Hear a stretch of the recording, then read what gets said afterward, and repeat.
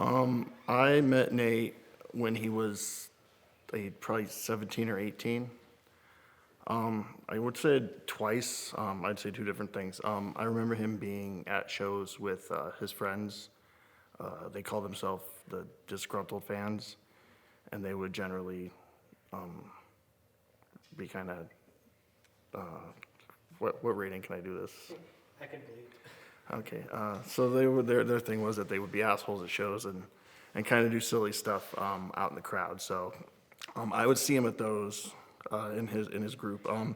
First time I met him singularly was there was some dilapidated pro wrestling gym in North Omaha, and he showed up in a shirt that said Nate Man, and very far later, and he was pretty excited when I last talked to him about the Nate Man tag, but that had been building for a while. So this, little skinny, twitchy, flippy kid showed up, and I'd work out with him. I wasn't like I will never train someone, but I was just a body and would kind of run stuff.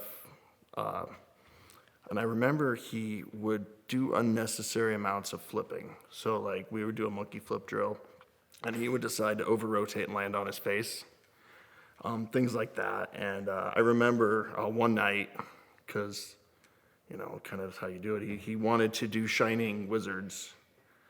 So he proceeded to knee me in the face, like quite a bit.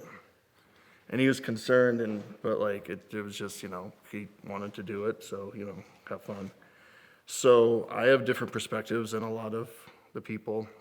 So I watched him grow up from some scrawny kid who, had a little bit of a chip on his shoulder, and still a good kid at heart. And I watched him grow into a man. He loved wrestling, and he loved all of his boys. And I've seen, so in my perspective, there's lots of Strife guys, and they come in waves.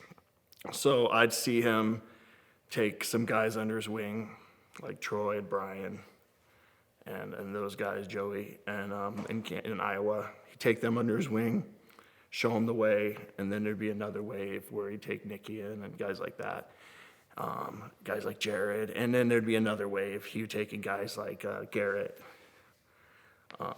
Janison, those guys. And so I would see him as he grew, into a competent professional wrestler, and he grew into a man, you can't throw a rock in a locker room within 10 hours of here and not hit a guy that, he's touching some way. Him and TJ, he fought randomly. He just decided he was in a fight. I think it was on 6 weeks' notice. Won that. So I just watched him grow up, and I wasn't like, there's so many people that were closer to him. So I kind of, we would hang out and talk and stuff, and he respected my opinion and, what I had to offer. But it was just, I got to sit back and watch him grow as a performer and as a man, and I got to see him, like everyone has said, and like he kind of wanted to do, leave it better than he found it. So yeah,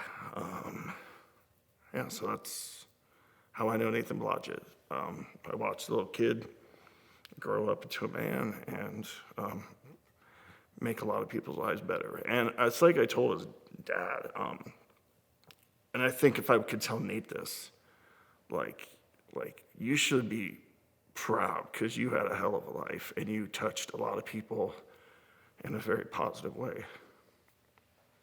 So that's what I'd tell him. And also, he should, in heaven, he should watch out for my grandma because the only pro wrestling match that she ever went to, he did the Candido spot. And so that may have been the last bare ass that she saw.